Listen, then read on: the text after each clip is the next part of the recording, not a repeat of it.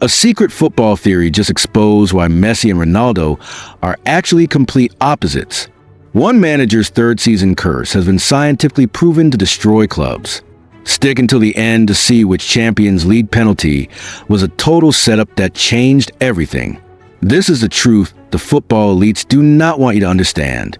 The Ronaldo penalty theory lives in the memory of every Juventus fan who watched that fateful night in 2018 when the clock read 93 minutes in the Champions League quarterfinal. A bicycle kick had already silenced Turin.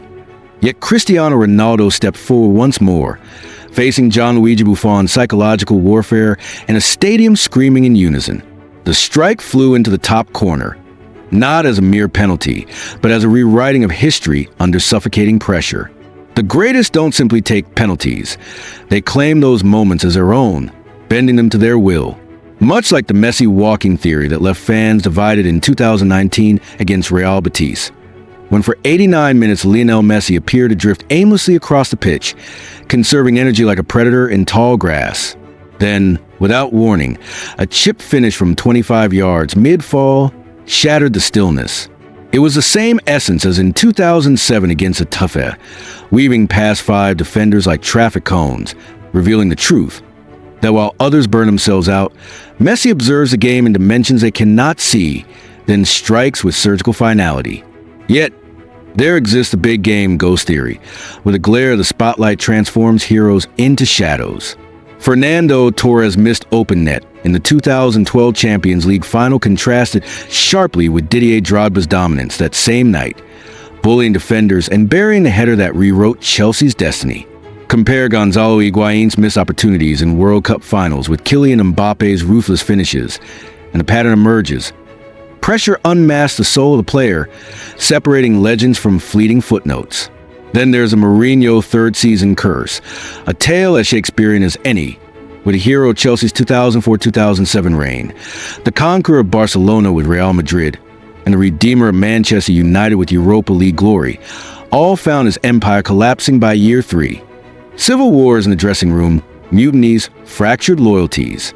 The brilliance that built kingdoms became the very force that raised them. Even genius has its flaws, as seen in the Pep overthinking theory. In the 2021 Champions League final against Chelsea, Pep Guardiola fielded no defensive midfielder, no natural striker, only a web of sideways passes that unraveled against Thomas Tuchel's discipline wall. Lyon in 2020 told the same story, an unnecessary tactical experiment leading to humiliation. The cruel irony? Guardiola's most devastating teams, Barcelona 2009 and Manchester City 2018, were also his simplest, a reminder that sometimes football demands less Einstein, more street smarts. Bias also distorts the game, as exposed in the homegrown hero narrative.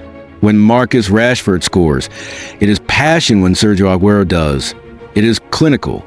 Trent Alexander-Arnold's mistakes are framed as lessons, Joao Cancelo's as flaws. Loyalty may be beautiful, but the hypocrisy it breeds twists careers and legacies. Then looms the FIFA cover curse, an unshakable superstition. Eden Hazard's 2019 cover preceded injury in September.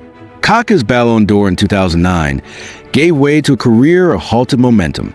Even Memphis Depay's 2022 decline mirrored the same script. Whether by pressure or by some imagined digital witchcraft, the pattern spares few. Similarly, the Golden Boy trap lures its victims with promises of greatness. Alexander Pato as Brazil's next Ronaldo Nazario, Anderson as the new Ronaldinho, Renato Sanchez as a Ballon d'Or inevitability, until careers crumble under the weight. Lionel Messi escaped only because he was never the next anything. He was the first Messi. Underdog, however, are forged in defiance. Greece 2004, Leicester City 2016, Morocco 2022, all examples of sides that did not just play, they fought as though each match was their last stand. When Real Madrid fell 4-0 to Alcorcon or Wigan lifted the FA Cup, the truth was clear. Underdogs weaponized belief, and when David Stone finds his mark, the entire world roars. Yet, some stars falter under the spotlight paradox. Andriy Shevchenko's godlike status at AC Milan dissolved under Chelsea scrutiny. Philippe Coutinho ruled Anfield but crumbled under Barcelona's weight. Paul Pogba shone at Juventus, yet stumbled at Manchester United. Some players flourish as orchestra. Others cannot bear being the soloist. Barcelona's DNA test filters outsiders with surgical precision. Coutinho entered as Liverpool's magician, exited as a shadow. Antoine Griezmann, a World Cup winner, found himself lost at Camp Nou. Zlatan Ibrahimovic, a conqueror everywhere else, was never truly embraced. If you have not been raised drinking from La Maige's fountain, you are a stranger speaking a foreign tongue.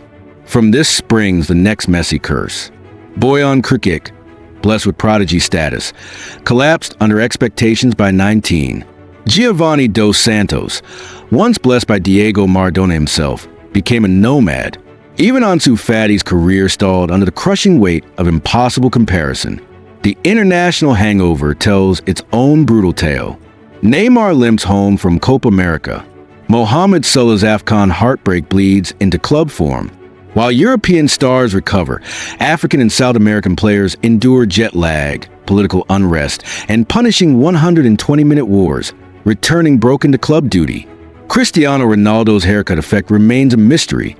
Blonde streaks before his 2014 UCL hat trick, a man bun before the 2018 Juventus bicycle kick, a skin fade before his Manchester United heroics. Coincidence? Or the ritual of a man unlocking his final form? Goalkeepers live on the razor's edge, caught in the goalkeeper roller coaster. Andre Onana, David De Gea, Loris Karius. One season saviors, the next villains. Goalkeeping is not simply a position. It is psychological warfare. The January transfer trap also leaves its wreckage.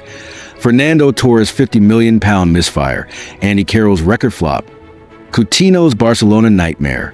Only Virgil van Dijk broke the curse. Because true kings rise above desperation. In teams cursed by the too many Chiefs problem, harmony is a myth. Paris Saint-Germain's Neymar Mbappe Cold Wars. Manchester United's ego clashes between Paul Pogba, Alexis Sanchez, and Marcus Rashford. Football thrives on soldiers, not a room full of generals. A curious phenomenon emerges in the bald manager revolution. Pep Guardiola's trebles, Zinedine Zidane's Champions League three-peat, Diego Simeone's warrior ethos, Eric Ten Hag's Ajax fairy tale. Perhaps the shine on their heads reflects a game in 8K. The Wonder Kid burnout is another silent assassin. Freddie Adu's teenage stardom dissolving into obscurity. Jack Wilshere's brilliance swallowed by injury. Martin Odegaard's exile from Real Madrid before carving a second life. The small club king shines brightly but briefly. Mish's 18 goals for Swansea before fading. Dimitri Payet's West Ham brilliance erased by Marseille's struggle. The late bloomer surprise flips the script. Didier Drogba's prime beginning at 26. Jamie Vardy's rise from non-league at 25.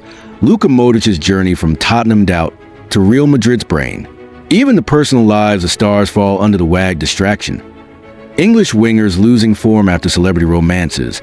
Brazilian stars seeing their Instagram eclipse their football. One-hit wonders like AMR, Zaki, Mishu, and Adriana remind us that Cinderella stories often end before midnight. Yet the left-footed magic remains a constant. Arjen Robben's signature cut-ins. Messi's poetic touch. Even average lefties finding goals right-footers dream about. Tournament players like James Rodriguez in 2014 or Salvatore Schillaci in 1990 ascend to godhood for a few weeks before fading. Their legends forever tied to anthem and flag. Then there's the bangers-only club, Xabi Alonso scoring from his own half, Ruben Neves avoiding tap-ins entirely, chasing only the spectacular. Football is a gallery of theories, curses, and patterns, some mystical, some psychological, all human. It is a sport where greatness is as fragile as it is glorious, where the same forces that crown kings can in an instant forge ghosts. Which of these football theories do you find the most convincing? Do you think some of them are simply coincidences? Or do they reveal deeper truths hidden in plain sight? And which curse or pattern do you believe will strike again in the modern game? Share your thoughts in the comments, and don't forget to subscribe for more.